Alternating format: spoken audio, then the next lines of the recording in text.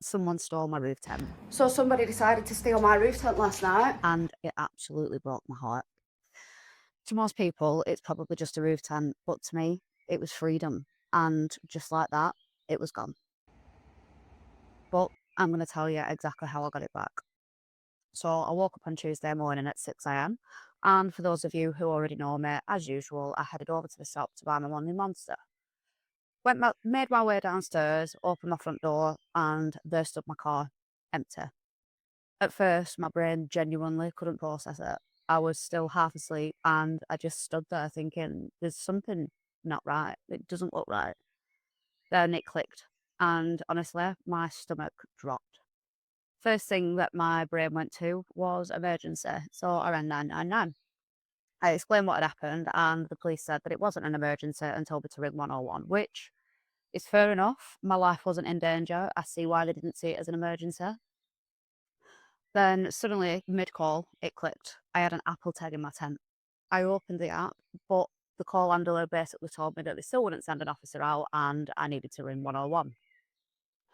And I knew exactly what this meant. I've been robbed 4 times in 3 years, and each time it's the same. Calls on 101, they'll give you an incident number, tell you to call your insurance, and that's the last that you'll hear from them. But I wasn't prepared to wait. I could see exactly where my tent was, and I was getting it back because this wasn't just some random object to me. This tent is how me and the kids escape. It's my freedom. By this time, I was at the shop across the road asking for CCTV and explaining what had happened when one of the customers told me to go to the house and call the police again. And surely they would have to come out and help me.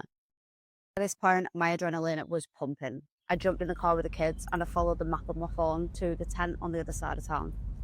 Just as I arrived, I called the police again. I explained what I was doing, and the call handler was furious. Again, he was telling me that I shouldn't be reporting this. I should be reporting this to 101 and just basically waiting for someone to contact me. And I was getting really frustrated by this point. I kept begging them to send someone out to support me. I knew exactly where it was. I just needed help, but they said no. They asked if I felt like I was being targeted. I told them I don't know. Then he told me that as a single woman, alone, going to an unknown property to retrieve my stolen roof tent, I was classed as vulnerable and I was putting myself at risk. I was fully aware what I was doing, which I told them, and I said, "This is why I am asking you to send someone out to help me." And they refused again and again and again.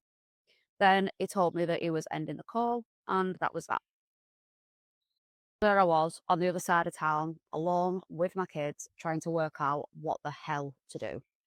I opened up the Find My app on my phone and just began walking the streets trying to track it down and called 101 as they asked.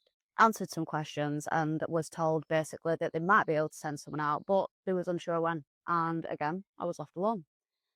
Still wandering the streets, 7 a.m., kids half asleep in the car, phone in the air, looking absolutely deranged. I finally picked up a signal that my tent was nearby, but I still wasn't close enough to know exactly where.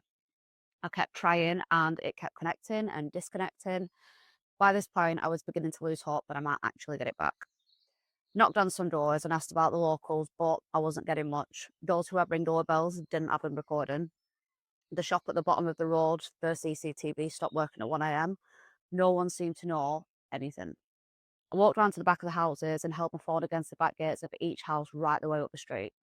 I reached the top and stood for a second, and the Apple tag finally connected, 10 feet to the left. But that was an empty house. No furniture, no curtains, nothing. Moved away and it disconnected, then moved back to the gate, 10 feet to the left. It was in the empty house somewhere.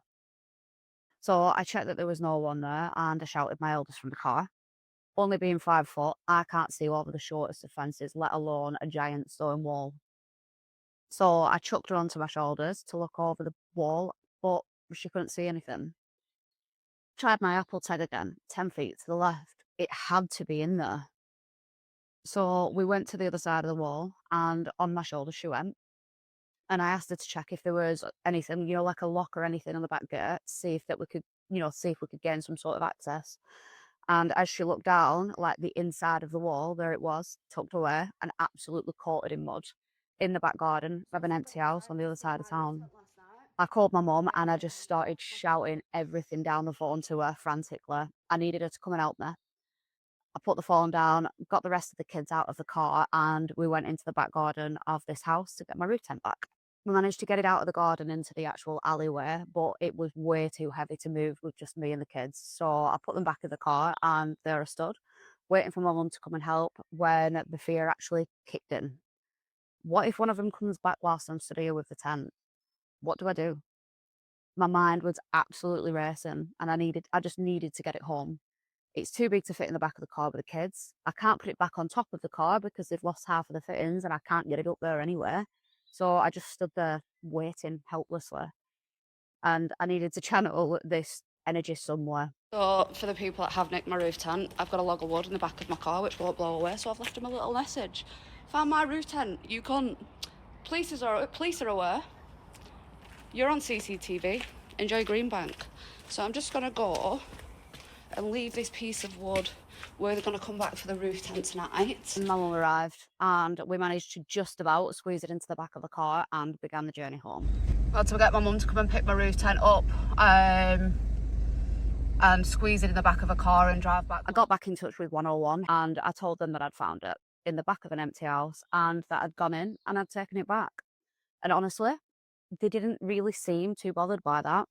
They just basically told me that if I could gather CCTV evidence of the crime, that they might be able to support me, but that they didn't have the resources to send an officer out to help or to look for evidence or anything like that, which I honestly found pretty shocking. But I guess that's a conversation for another day. So I got home and the adrenaline started to wear off, and I sat with myself for a while before I properly took in what had happened.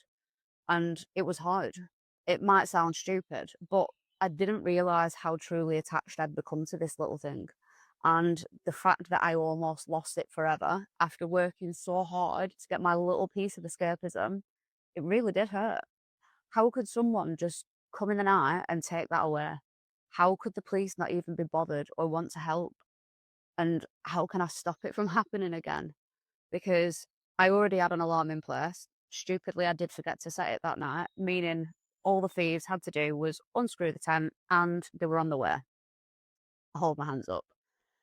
But I got some CCTV. I got some CCTV around the house. I ordered some security fittings, an extra air tag, another alarm, and a bike chain. And you probably think that I'm going way too over the top, but I need peace of mind that my tent can't just disappear in the night, because the chances are I won't get so lucky next time. And if I'm being really honest with you, it really has shaken me. I don't think I've slept that first night. Everything going through my mind, what ifs, buts, hows. I'm triple checking my doors and windows every night before bed. I'm waking up each and every morning, checking the CCTV and making sure that the car hasn't disappeared. And as much as I hate to admit it, it is a little bit scary when you live on your own and something like that happens. Looking back, I probably shouldn't have took matters into my own hands. I know I put myself in danger, and it probably was a stupid thing to do. But honestly, in that moment, adrenaline fully kicks in and takes over, and I just wanted my tent back. And of course, I would never ever advocate for anybody to put themselves in danger.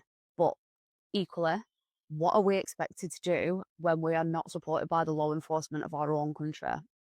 What else are they expecting? And the tent, well, she's currently sat in my hallway waiting for her bolts and chains before she goes back on the car. And hopefully, someday soon, we'll get back on the road.